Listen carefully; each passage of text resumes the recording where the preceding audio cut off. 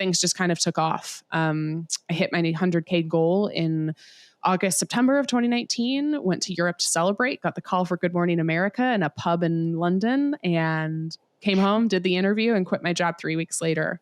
And since then, I have a New York Times bestselling book. We're the #1 business podcast for women in the world.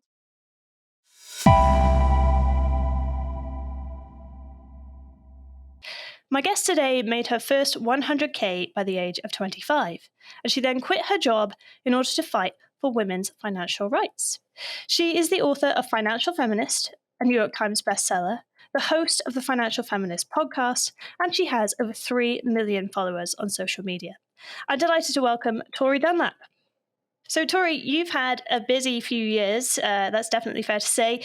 Tell us a bit about yourself, your journey, and kind of what inspired this financial feminist movement. Sure. So I graduated college in 2016 with dual degrees in organizational communication, which is like marketing with less math, and theater. Didn't study business, didn't study finance, and thought I was going to progress up the corporate ladder and be like VP of marketing by 30. Thought I was going to stomp the pavement and, have my Starbucks in hand and a pencil skirt. And that's how I knew it was a fantasy, is I've never worn a pencil skirt in my life. And I graduated college in May. And of course, not soon after that, Donald Trump gets elected. And I'm coming into adulthood and really into womanhood in a very different country than I think myself and a lot of others expected. And I'm trying to figure out, what kind of person do I want to be? What do I stand for? And it really radicalized me in a lot of ways. I, at the same time, was also dealing personally with the fact that I didn't like corporate.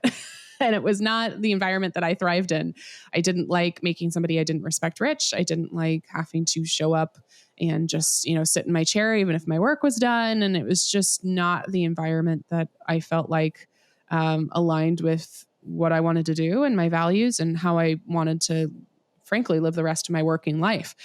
So I realized that when I had money, I had options. I realized when I had money, I had the ability to quit the job I didn't want to be in anymore, to start a business, to donate to causes I believed in.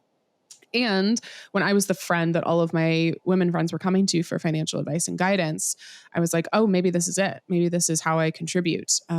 And the more research I did, the more learning I did, I realized I don't think we have any sort of equality for any marginalized group until we have financial equality. And so my work was in starting a financial education company on the side of my 9-to-5. First couple of years, was just building it through a blog. And then in 2019, when I rebranded to Her First 100K based on my own origin story of trying to save $100,000 at age 25, things just kind of took off. I hit my 100K goal in September of 2019, went to Europe to celebrate, got the call for Good Morning America in a pub in London, and came home, did the interview, and quit my job 3 weeks later. And since then, I have a New York Times bestselling book. We're the #1 business podcast for women in the world. We have a community of over 4 million financial feminists. We teach them how to save money, how to pay off debt, how to start investing, how to feel financially confident. And it's what I believe I was put on this earth to do, is fight for women's financial rights.